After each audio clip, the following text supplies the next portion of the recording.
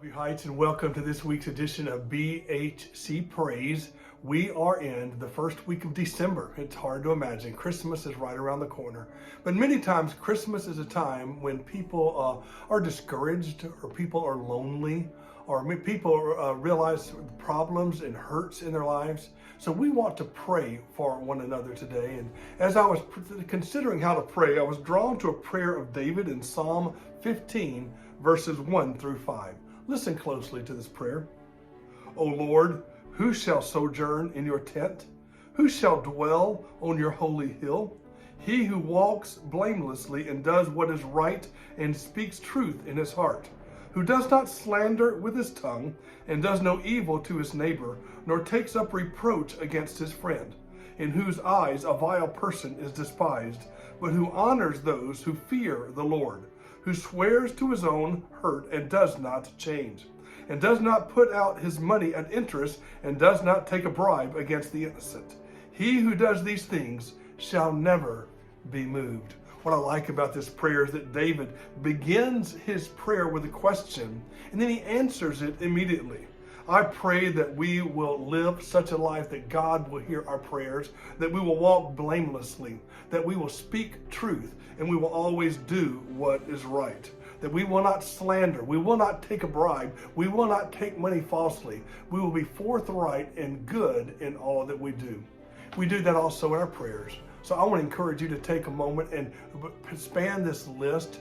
Pray over these people, write down some names, and continue to pray for them as they go through difficult times in life. And as you pray, know that you're being prayed for as well. Someone is praying for you.